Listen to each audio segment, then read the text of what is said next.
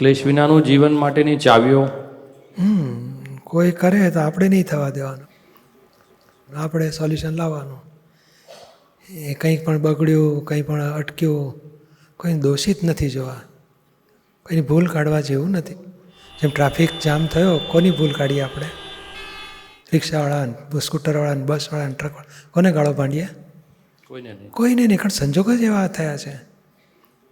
તો પછી સંજોગ પાછા વિખરાઈ જાય છે. એવું આ સંજોગો સાથ બન્યું છે. ગમે તેવું નુકસાન થયું, કોઈ અપમાન કરી ગયું, કામ બગડી ગયું, સંજોગો સાથ બગડ્યું. હવે કામકાજના સોલ્યુશન માટે બુદ્ધિ વાપરો. તો પછી ક્લેશ ક્યારે થાય છે? બીજાને ગુનેગાર જોઈએ છે. આ હું આવો છે, આ સાલો આવો છે, આ લોકો આવા છે. ભૂલ કાઢી એટલે ક્લેશ તમારે બળતરા ચાલુ થઈ જશે, ભોગવટ આપશે. એટલે એ વખતે શું છે કે આ શબ્દોમાં રહે છે ને જે એપ્લાય થવું જોઈએ નથી થતું. હા, પણ બીજાની ભૂલ કાઢવાથી કામ સુધરે છે?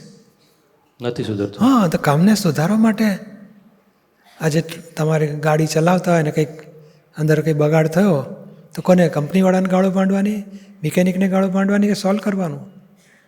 સોલ્વ કરવું પડે. અને તમે ચલાવો, તમે બીજાને ગાડી આપો તો જ બગડે, કે તમે ચલાવો તોય બગડે એ ગાડી? બીજા ચલાવે, આપણે કોકને આપીએ તો બગાડી નાખે, પણ આપણે ચલાવે તો બગડવા જ ના દઈએ નાખી જિંદગી, કે બગડે? એવી રીતે વિચાર કરવો જોઈએ. આ કામ મને સોંપ્યું હોય તો મારાથી બગડી શકે ખરું? તો જ કોઈનાથી બગડ્યું કે મારાથી બગડ્યું, પણ બગડ્યું માટે હવે સોલ્વ કરો ને, એને સુધારો ને. વ્યક્તિને કેમ ગુનેગાર જુઓ છો?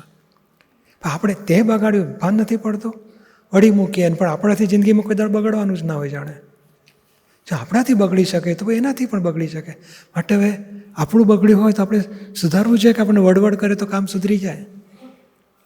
સુધારવું પડે. કામ સુધારવાનું, તો વઢવાનો કોઈ અર્થ જ નથી. ક્લેશ ક્યારે થાય છે? બીજાને ગુનેગાર જુઓ છે. આણે બગાડ્યું, આણે મારું નુકસાન કર્યું, આણે મારું અપમાન કર્યું, આ મને છેતરી ગયો, એટલે ક્લેશ થાય છે. કે સમજાય ગયો મારા હિસાબ પૂરા થયા, મહાન ઉપકારી. અને હવે સોલ્વ કરો આને. કામ બગડ્યું તો એને સોલ્વ કરો બુદ્ધિથી. સમજાય છે ને? અને દાદાનું આખું પુસ્તક છે ક્લેશ વિનાનું જીવન, વાંચજો. જરૂર.